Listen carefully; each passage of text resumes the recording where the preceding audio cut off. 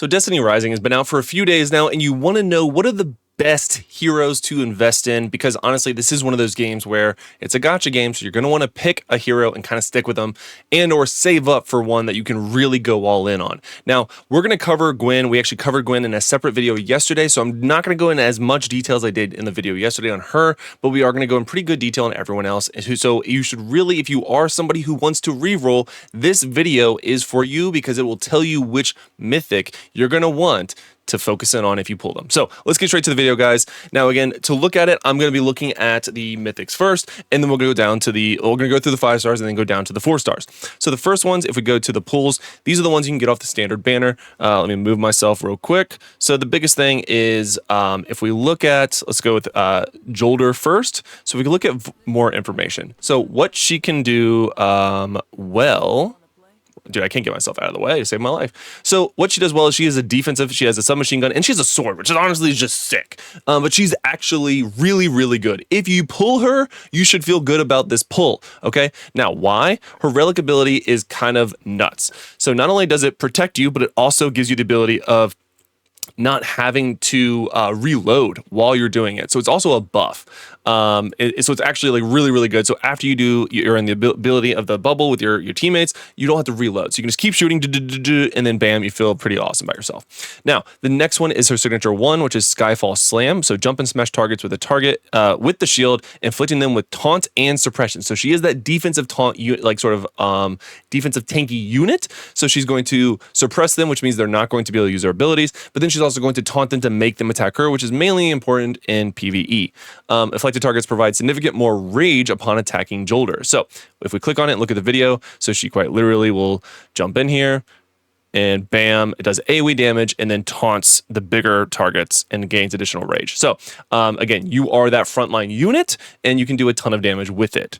It does AoE damage even though you're a defensive player. So this one is going to be your signature 2, is going to be your Shield of Starlight. So it throws a shield of starlight that ricochets between enemies, striking them quickly and accumulating starlight. Recalling the shield will convert the starlight it has accumulated into an overshield. So let's go ahead and look at it. So again, it's going to just bounce around, boom, boom, boom, boom. And then if you pull it back, you get that a little bit of overshield. So basically more shield on top of your existing shield. So this is not only an offensive ability, but it turns into a defensive ability when you retract your shield. So you can see that even though she's classified as a defensive unit, she has such good offensive abilities. Overall, fantastic. If you pull her, you should feel good about this pull, like I said earlier. Moving on, we have Ning Fei. I'm sorry if I said the name wrong. That's how I believe to say it. This one is, I'm going to put middle of the road, but only, hear me out, because I know that people are already going to be mad. Hear me out. We're putting him in the middle. He's good. He's really good, but he has the highest skill ceiling, okay? So he is able to go in and out, and he has such a skill gap in terms of how good he is with his invisibility and his ability to blow people up in close range. So if you get him, I'm not saying it's bad and you should re-roll if that's what you're here for, but he does have a very high skill ceiling. Well, you will have to get used to him in order to really master him and make him that sort of S-tier hero that you're going to want him to be. So he does use a submachine gun. He also uses a auto crossbow. If we look at his relics, so the first one is it leaps and smashes down at targets in front of him, dealing arc damage, inflicting corrupt. Clones will simultaneously attack with lightning strike. So let's go ahead and look at it. So you can see the clone there is attacking with the lightning strike. You're doing big AoE damage. Feels pretty good about yourself. Bam shalam. Now, for his signature 2 is Side Trick. So dodges and creates a clone. Clones constantly launch chain lightning attacks, and being near one grants Nei Feng acceleration and damage resistance. When a clone deals damage, it also heals both itself and Ning Fei, excuse me, if that's how you say his name. So you can see you go invisible for a second, you get the clone to start doing some damage, doing the AoE, and you get the additional heal. If he's near one, you get the acceleration and damage resistance. So if you fight with it, you're now going to be able to getting a little bit of damage resistance to not take as much damage. So again, if you do choose to fight with them, you're getting the heal, but you also do the additional damage reduction, excuse me. All right, so the ultimate, if you will, or the super is Arts of Staff. Ningfei enters his super and launches a series of arc melee attacks, during which his attacks trigger chain lightning. Clone damage dealt is also increased, and they can use lightning block. I'm sorry, Ligong block to block attacks. Let's go and look at the video. All right, so he goes into this ability. You can see he's a lot faster than some other heroes that are going to be on, where we're going to talk about. But overall, it's a pretty straightforward super, but he does get a decent damage boost out of it, which is pretty sick, I'm not going to lie. All right, going on to relic traits. Defeating targets with lightning strike refunds 100% of the energy for side trick. Okay, so side trick is this one that we just talked about. So again, if you defeat somebody with a lightning strike, you get 100% of the energy back. If a target is hit by Arts of Staff, which is the main super, consecutively within 5 seconds, damage dealt will increase. Each consecutive strike increases damage by 10% up to 100% increased damage. So again, if it is a single target fight, you will do stupid amounts of damage. Now, casting any signature ability grants lightning fast reload effect. So any signature ability will just make it so you can reload faster.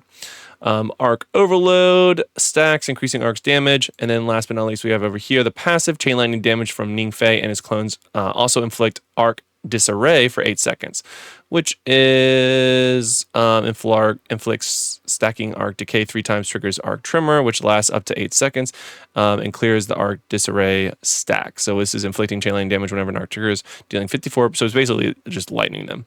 All right. So again, feel good about this pickup. Don't go too crazy that he's bad or anything. Just he has a very, very high skill gap.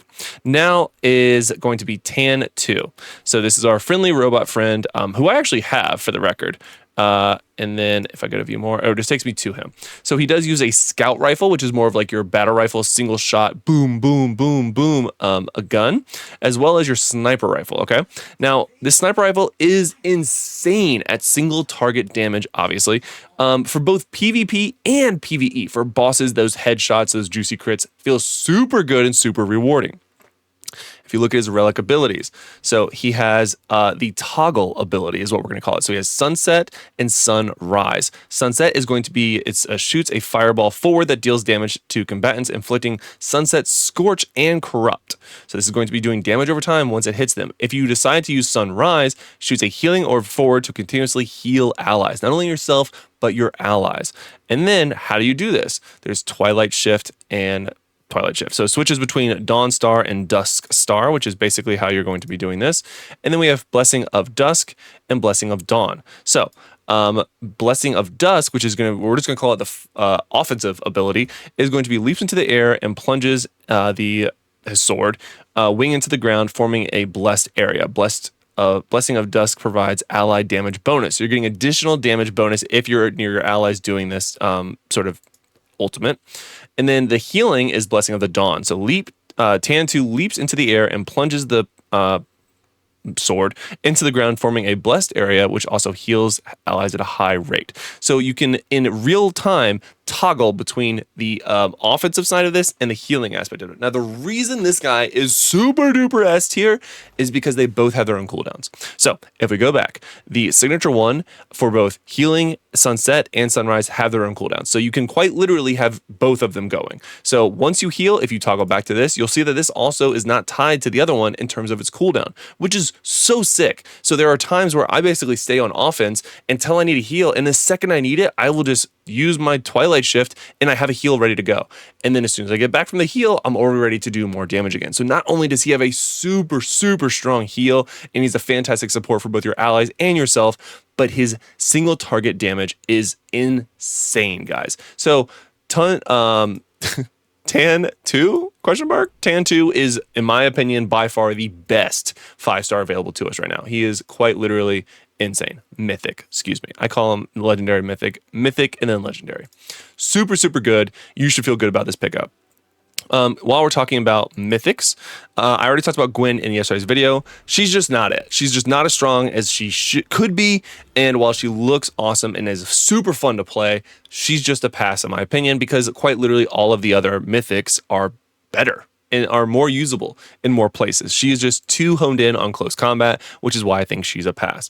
Now, I'm not going to go through the rest just as sheer time of the video, but if we look at the details, who else do I think you should focus on? If you made it this far in the video, guys, I do want to just make sure that you like and subscribe, because this last part is something that I don't care if you're free to play or you're a pay to win whale or anything in between. Guys, this next part is who you should focus on. Period. I don't care where you're at in the game. I don't care what's going on in your real life or outside of that, but this is what you should be doing. I cannot stress it enough. So if we go back to the game, the one character that you should focus on, period. Oh gosh, I lost it. Oh gosh, is hold for the delay. Hold for the delay. Hold on.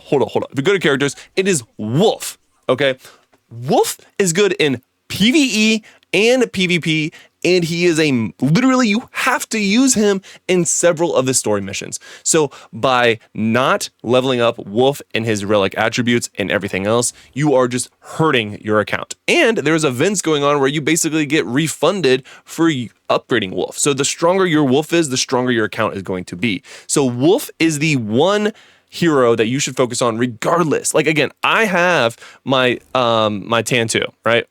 I have Tantu. I feel really good about my Tantu. His overall power is 16k, but my Wolf is still stronger. Okay, like literally, Wolf is the one you should be working on until you get your maxed account. Okay, maxed character. Once you're done with the quest line, then you can focus on everyone else. But this is the first character and a very, very good character for both. Like I said, both PvE and PvP. All of you know Wolf because you went through the intro and everything else with him, but he also has like his range attack with Wolf's Flames that you can hit from like ridiculous ranges, and his ultimate literally is just super, super fast, and you can do a ton of damage. So as you can upgrade your relic abilities, make sure Wolf is the one that you are doing first, and basically always, because that is going to net you the most out of this game, guys. I don't care who you pull. Obviously, hopefully you get the right mythic that you want, but in terms of epic or free to play, just I promise, use Wolf. There are other epics that are good. Don't get me wrong. She has her place in this world, if you will. She's okay as well. There's a lot of different options, but when it comes to the absolute best, you're going to be pulling. You get those guaranteed mythics. I just cover the mythics for you. Outside of that, it's just Wolf. Okay. And later on in the game, when we are at the point where we don't need a Wolf anymore, I will probably redo this video so that we can go into the legendaries a little bit more. But I talked about the mythics. So if you want to use your mythics, those are the ones you should use. If you're not using one of those mythics, make sure you're leveling up Wolf. Period. That's the best character in the game for new, returning. I don't care who you are, brand new to the game. This is the guy you want to level up because you gotta have to for the storyline. It's gonna make your life just so much easier. Focus on Wolf first. Everyone else comes second. And then I already talked about the mythics. Hopefully you guys found this video enjoyable. I don't want to go into all the rest of the legendaries because, again, it'll just make this video too much longer. And I really just wanted to get to the point that you should focus on Wolf, but I also wanted to cover the mythics for you. So hope to see you guys in tomorrow's video. If you haven't already seen my deep dive on why I think Gwen is a pass, make sure you click on this video over here, because that is my video literally dedicated to Gwen, and I will be doing a video like this every single time we get a new character in the game. So if you want to see that, like and subscribe, or if you just want more consistent Destiny Rising videos, make sure you like and subscribe. Hope to see you in that video, but again, click on this one right now for the deep dive on Gwen and why I think she is a hard pass.